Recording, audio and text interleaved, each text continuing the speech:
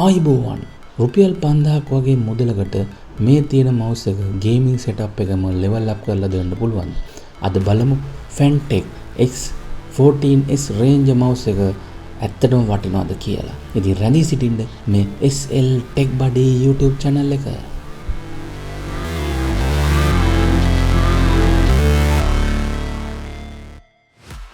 ඉතින් මං ගාව දැන් ලැබිලා තියෙන පැකේජ් එක මම ඒක ඩිලිවර් කරගත්තා. ඉතින් ඕගලන්ට පෙන්නන්න මං කාගෙන්ද ඩිලිවර් කරගත්තේ කියලා. ඉතින් මේ වගේ මම මේක ඕපන් කරනවා. ඉතින් මේ විදිහට මම එළියට ගත්තාම ඕගලන්ට දැන් බලා ගන්නට පුළුවන් Best Buy shop එකෙන් තමයි මම මේක ඩිලිවර් කරගත්තේ. ඉතින් දරස් එකෙත් මේගොල්ලන්ගේ තියෙනවා shop එකක්. ඉතින් මම දරස් එකෙන් නම් මේගොල්ලන් direct buy එකක් තමයි කරේ. ඉතින් හොඳින් පැක් කරලා එවලා තිබ්බා මේ මවුස් එක කියන්න පුළුවන්. ඉතින් මේ විදිහට ඕගොල්ලන්ට බලා ගන්නට පුළුවන් ෆීචර්ස් තියෙනවා, මේකේ ටෙක්නිකල් ස්පෙસિෆිකේෂන් තියෙනවා.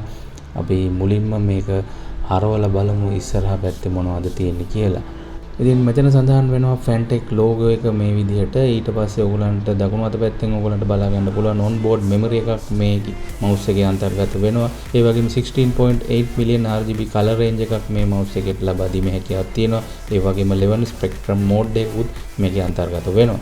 ඊට පස්සේ sense එක ගත්තොත් 3325 pixel sense එකක් මේකේ තියෙන්නේ. 20 million lifetime clicks මේකේ ඕගොල්ලන්ට ගන්න පුළුවන්. ඒ වගේම mouse එකේ 7 macro buttons අන්තර්ගත වෙනවා. ඒ වගේම high speed ඒ කියන්නේ 10000 Hz polling rate එකක් මේකේ අන්තර්ගත වෙනවා. ඒ වගේම left hand right hand support එකත් mouse එකේ ලබා දෙනවා. ඉතින් අනිත් පැත්ත හරවුවාම ඔයගලන්ට කලින් සඳහන් කරපු 3325 sensor pixel එක ඒ වගේම 20 million clicks lifetime දෙනවා කියන එකත් RGB color range එකත් මේක සඳහන් කරලා තිනවා. ඊට අමතරව multimedia support කරනවා කියලා තිනවා. ඒ වගේම 100,000 DPI එකක් මේකේ අන්තර්ගත වෙනවා. ඒ වගේම 1.7 meter cable එකක් මේ mouse එකේ අන්තර්ගත වෙනවා කියලා මෙතන බලා ගන්නට පුළුවන්. ඉතින් පහලින් ටෙක්නිකල් ස්පෙસિෆිකේෂන් එක මම උඩින් සඳහන් කරපු සියලුම දේම ටිකක් විස්තරාත්මකව ඔයගොල්ලන්ට ඉංග්‍රීසියෙන් බලා ගන්නට පුළුවන්. ඉතින් Pixar 3325 gaming optical sense එකක් මේකේ අන්තර්ගත වෙනවා. up to 100 IPS acceleration එකක් ඕගලන්ට මේකේ ලබා ගන්නට පුළුවන්. on the fly adjustable DPI එක 500 to 100,000 DPI වෙනස් කිරීමේ හැකියාවක් තියෙනවා. 1000 Hz polling rate එකක් මේකේ අන්තර්ගත වෙනවා. ඒ වගේම Huno 20 million clicks lifetime එකක් මේකේ අන්තර්ගත වෙනවා. ඒ වගේම organic both hand design එක නිසා ඔයගලන්ට දකුණු අත් පහ වම් අත් කියන කට්ටියට මේ mouse එක පාවිච්චි කිරීමේ හැකියාවක් තියෙනවා.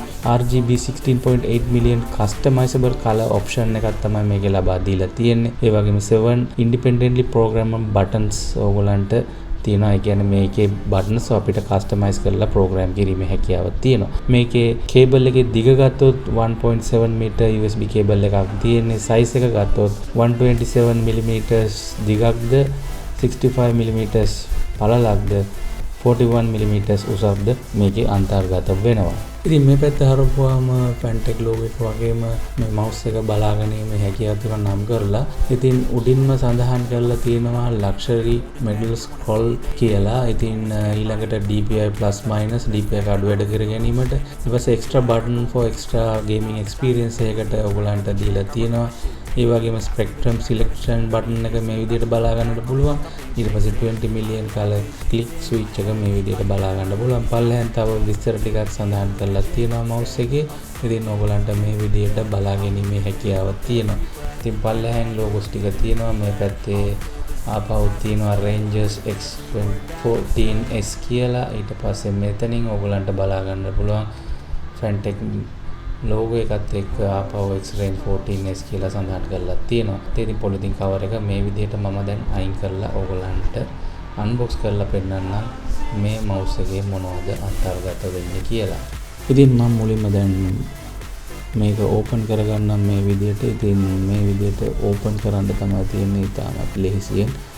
ඉතින් මම මේක එළියට අරන් පෙන්නන්නම් ඕගලන්ට මොනවද මේකේ අන්තර්ගත වෙන්නේ කියලා. ඉතින් මේ විදිහට උඩ කවර් එක ඕපන් කරපුවාම ඕගලන්ට බලා ගන්නට පුළුවන් මේක පැක් කරලා තියෙනවා ඇතුලේ. ඉතින් ප්ලාස්ටික් පැක් එකක් තමයි තියෙන්නේ. ඉතින් මේ විදිහට මේ පැක් එක එළියට ගත්තාම අපිට බලා ගන්නට පුළුවන් mouse එක සහ තව තියෙනවා user manual එක. ඉතින් user manual එක මේ විදිහට ඕගොල්ලන්ට Fantech එකේ user manual එක ranges export තියෙන වලට සඳහන් කරන්න පුළුවන්. ඉතින් මේක කොහොමද පාවිච්චි කරන්නේ, ඒ වගේම මේකේ කොහොමද කලර්ස් වෙනස් කරන්නේ, RGB කලර්ස් වෙනස් කරන software එක install කරලා කොහොමද settings හදන්නේ, lighting settings හදන්නේ, වගේම warnings මේකේ දීලා තියෙනවා. operating condition උත් මේකේ අන්තර්ගත වෙලා තියෙනවා. තව introduction manual, technical specification කලින් සඳහන් කරා වගේම key function map එකකුත් දීලා තියෙනවා. මම කලින් ඒකත් ඔයගොල්ලන්ට සඳහන් කරලා පෙන්නනවා. button assign කරන්නේ කොහොමද කියලා සඳහන් කරලා තියෙනවා. ඉතින් මේකේ ඒ සඳහා software එකක් download කරන්න ඕන. මම ඇත්තට මේකෙදි පෙන්නන්නේ නැහැ. මොකද මම download කරද්දී මගේ virus guard එකෙන් ඒක detect කරා threat එකක් හැටියට. ඉතින් මම ඒ හින්දා ඒක install කරේ නැහැ. මම ඔයගලන්ට mouse එක විතරක් පෙන්නන. ඉතින් මේ වගේ mouse එක ඔයගලන්ට බලා ගැනීම හැකියාව තියෙනවා. USB mouse එකක් හොඳින් pack කරලා තියෙනවා. ඉතින් මේ විදිහට ඔයගලන්ට බලා ගන්න පුළුවන්. ඉතින් මේ mouse එකේ මට experience කරපු එක අවුලක් තමයි මේ scroll button එක ඉතාලි තද ගතියකින් යුක්ත වුණා. හැබැයි මම අවුරුද්දක් වගේ කාලයක් මේක පාවිච්චි කරත් අවුරුද්දකට පස්සේ scroll button එක වැඩ කරන්නේ නැති ගානට ආවා. ඉතින් මේක තමයි මට ප්‍රශ්නයකට මුහුණ දෙන්න ඕනේ. ඉතින් මේක දැන් පාවිච්චි කරන්නේ නැහැ. ඉතින් මේ විදිහට තමයි ඔයගලන්ට බලා ගන්නට පුළුවන් වෙන්නේ. මේක කම්පියුටරයට සම්බන්ධ කරපුවාම මේ software එක use කරලා ඔයගලන්ට මේ RGB වෙනස් කරගන්න පුළුවන් ඔයගොල්ලන්ගේ කැමැත්ත පරිදි. ඉතින් අර experience එක ආපු හින්දා මට ඇත්තටම මේ mouse එක සම්බන්ධ එච්චර හොඳ review එකක් දෙන්න බෑ. මොකද මට අවුරුද්දයි මේක පාවිච්චි කරන්න පුළුවන් වුණේ. budget mouse එකක් වුණත් පොඩි mouse එකක් ටිකක් වැඩි කාලයක් පාවිච්චි කිරීමේ ඕන. නමුත් scroll button එක වැඩ කරන්නේ නැතුව ගියා. ඒ වගේම අන්තිමට mouse එක usable නැතුව ගියා.